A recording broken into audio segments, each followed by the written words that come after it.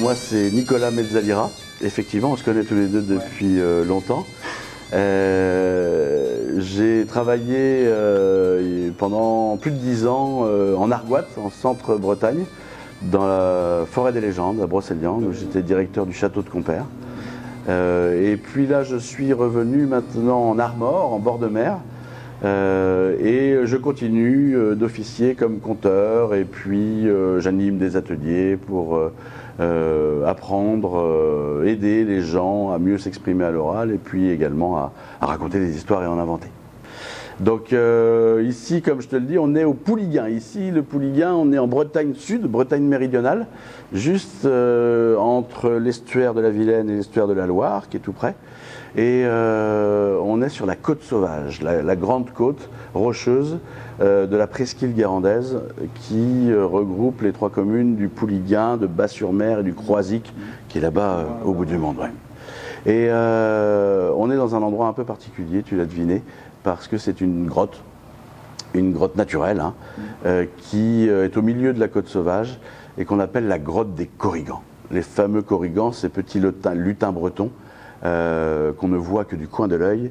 Et il y a depuis très longtemps, depuis au moins 150 ans, peut-être beaucoup plus, une légende qui est associée à ce lieu-là, une légende qui a été collectée il y a 150 ans, qui a été retrouvée dans un livre, mais qu'on raconte certainement depuis des siècles et des siècles, une légende qui associe cette grotte avec un trésor. Okay. On dit que quelque part au fond de cette grotte, il y aurait une serrure qui s'ouvre sur le trésor caché du royaume des Corrigans. L'histoire raconte qu'il y a très longtemps, il y avait une vieille bonne femme dans le village là, qui est à côté, un des villages du Pouliguen, qui s'appelle Pinchâteau. Une vieille bonne femme dont tout le monde avait peur, tu sais, comme ça arrivait dans les villages.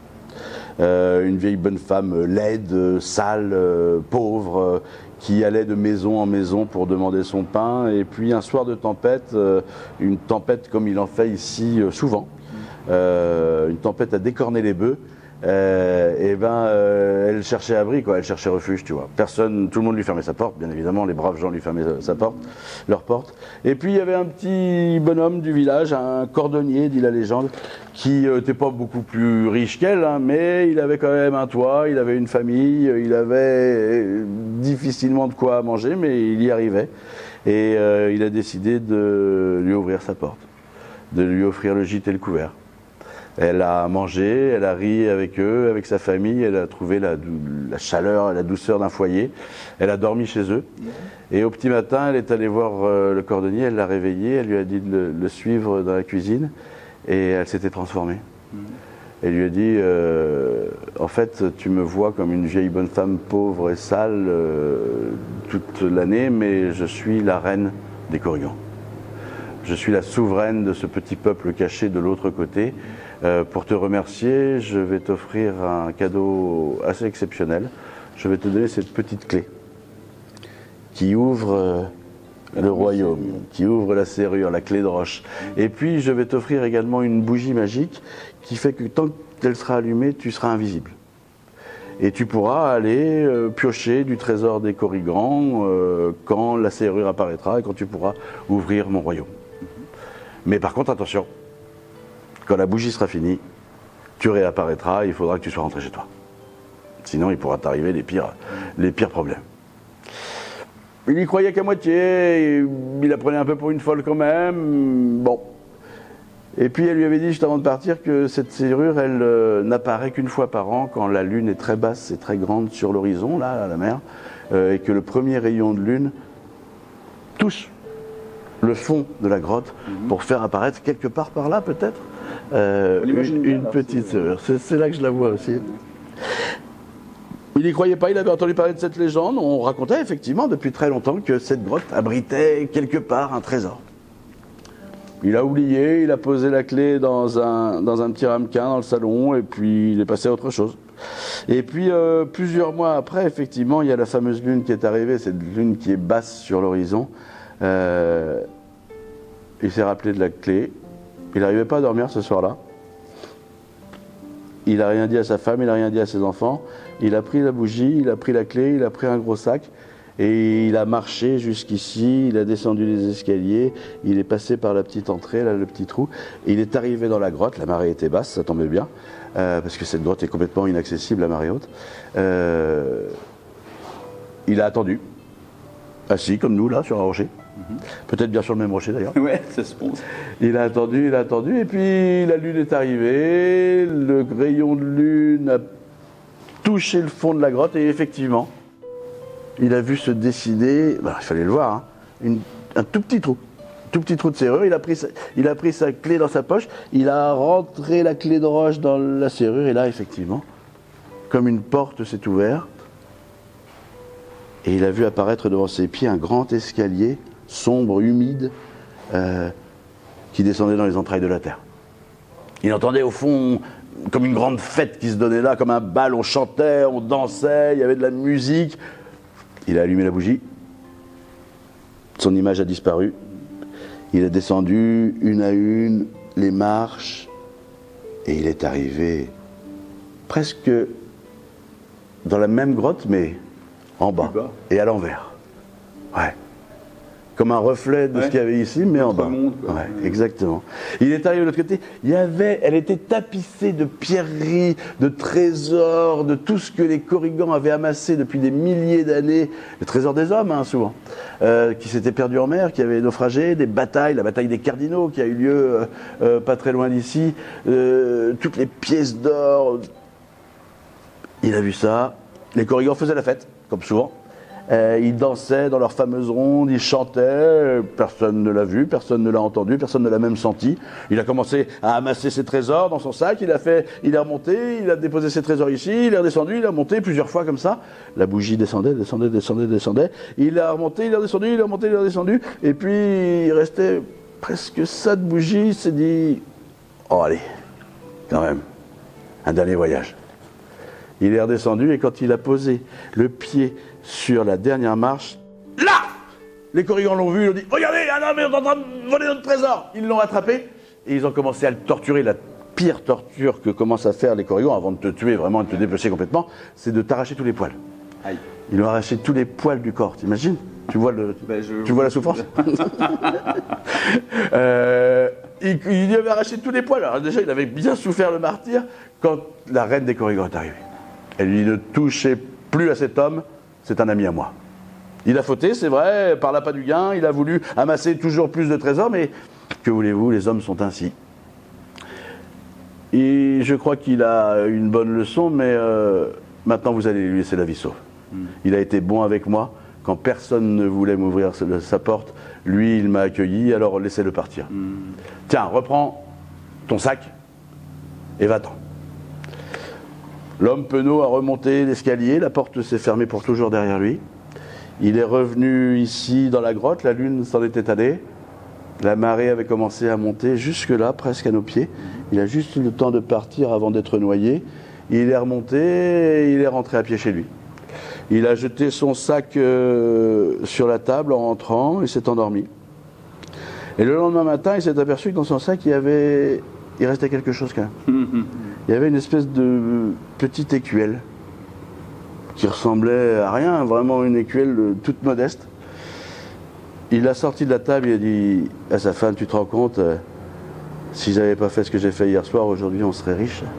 On serait riche à millions. On aurait pu s'acheter des homards au marché. On aurait pu aller manger au restaurant. Et puis là, tout d'un coup, il s'est retourné, il y avait un homard dans l'écuelle. Ah oui, il est complètement. Ouais. Et en fait, il s'est aperçu que cette écuelle, qui ne ressemblait à rien, c'était une écuelle magique. Et qu'il pouvait désirer manger quelque chose et que ça apparaissait dans l'écuelle. Un peu comme une corne d'abondance. Ouais, exactement.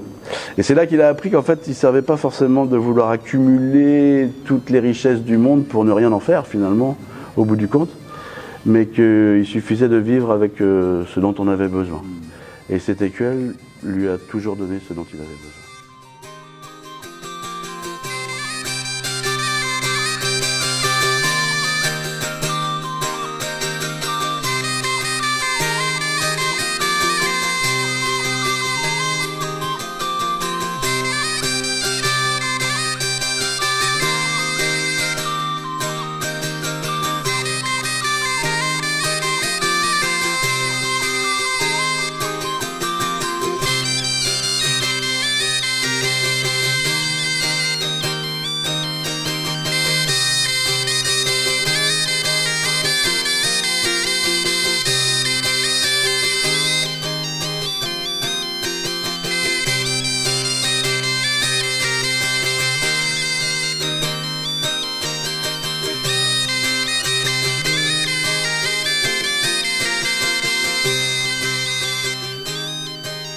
Là, Hervé, on est dans un village qui s'appelle Quérinet. Ouais. Quérinet, c'était un village typique, traditionnel de la Grande Brière. Ouais. La Grande Brière, c'est assez méconnu en France, mais c'est le deuxième plus grand marais de France, après la Camargue. Je savais pas. Ouais. C'est un territoire très mystérieux, très ancien. Ma grand-mère était briéronne. C'est un territoire en indivision. Il appartient aux habitants du pays. Et c'est vraiment un territoire de légende, là, où il y en a beaucoup d'histoires de sorcellerie, beaucoup de grands conteurs traditionnels qui étaient d'ailleurs chez les ethnologues réputés parce qu'il y a eu une collecte faite ici il y a presque, pas 100 ans, mais moins quand même un peu, où on a enregistré un conteur traditionnel qui s'appelait Pierre le Lièvre et qui livre une version qui dure 1h30 d'une légende traditionnelle qu'on appelle l'histoire de la bête à 7 têtes, qui a été enregistrée sur rouleau de cire, si je ne me trompe pas, et qui est encore actuellement aujourd'hui conservé au musée des arts et traditions populaires, maintenant au Mucène à Marseille. Okay. C'est un territoire difficile à pénétrer, surtout quand on n'est pas briéron, mais quand on est accepté ici pour la vie, tu vois. C'est un territoire de chasse, de pêche, d'anguilles, il y a énormément d'oiseaux. C'est un territoire tout plat. Tous les canaux qui sillonnent la Brière, il y a de la tourbe ici, beaucoup. Bien sûr, énormément de légendes, très anciennes,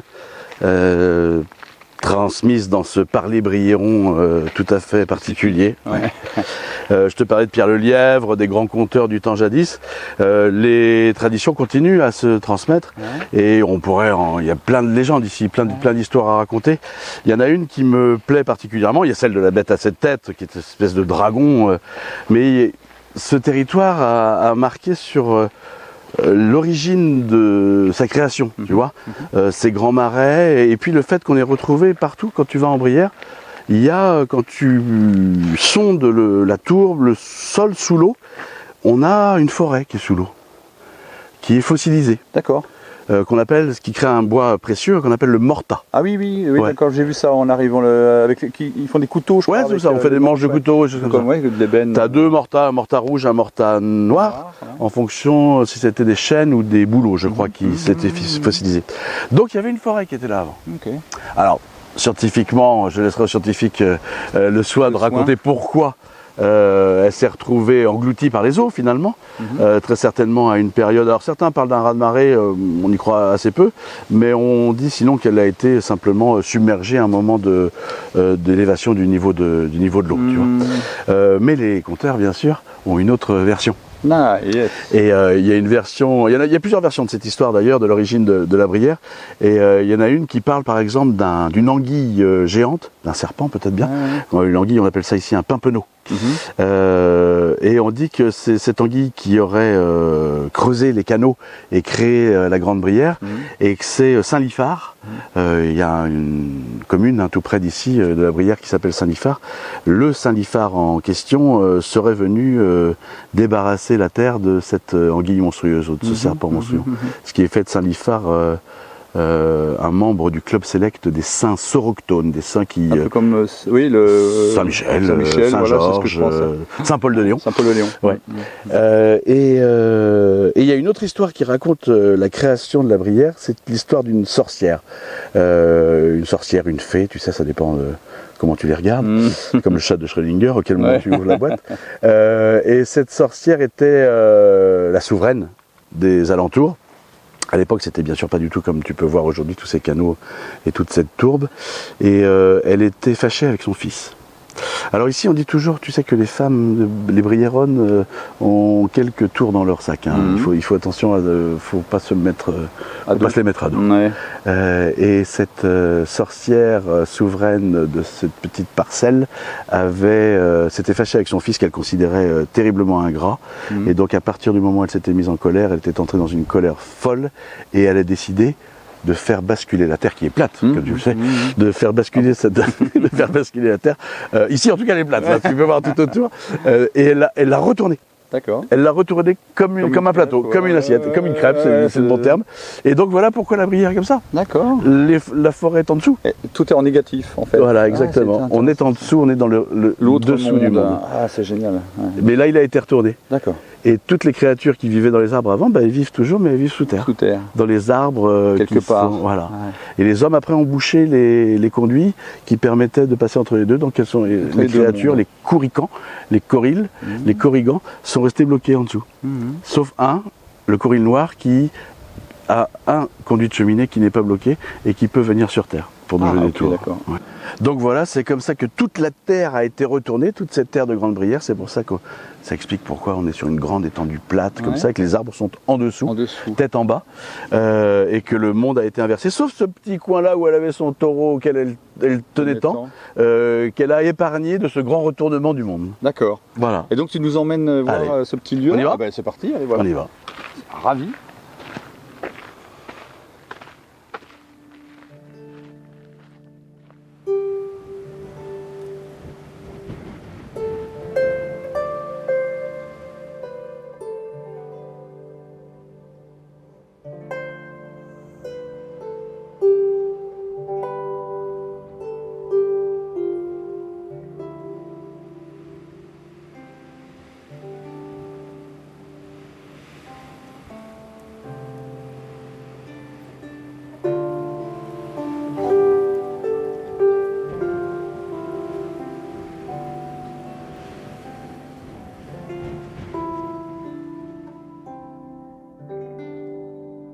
Tu vois Hervé, on est arrivé au bout du chemin, au bout du monde.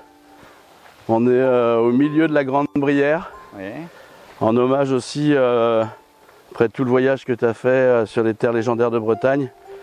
Faut jamais oublier que derrière ces légendes, c'est des hommes et des femmes aussi, des générations, tu vois, qui les racontent aux enfants, aux ados, aux adultes.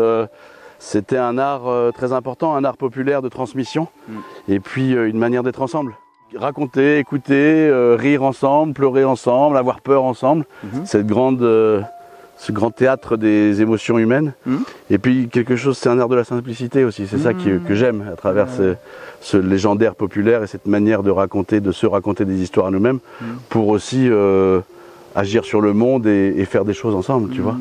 Donc c'est pas que des contes et légendes hors sol ou des créatures qu'il faut prendre au premier degré. Oui, c'est ça. Ces créatures, elles sont là parce qu'on les a inventées, parce qu'elles nous parlent de nous-mêmes. Tu vois, c'est une espèce de jeu de miroir. Et ici, j'aime en particulier cette terre natale, la terre d'une branche de ma famille. Moi, je suis vraiment un pied en pays blanc, pays garandais, pays du sel.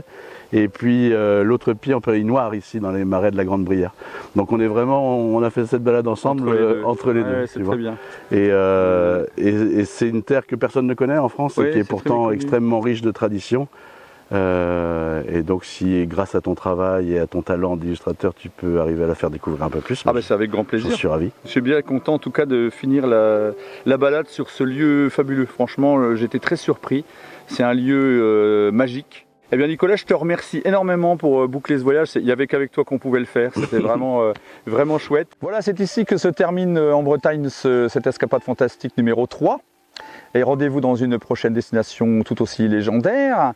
Rendez-vous aussi sur le site internet escapadefantastique.com pour voir les films, trouver les livres et puis tout simplement partager des légendes avec vous. Voilà, c'est comme ça que se termine ce beau voyage. Et nous, on y va. Allez, salut! Salut!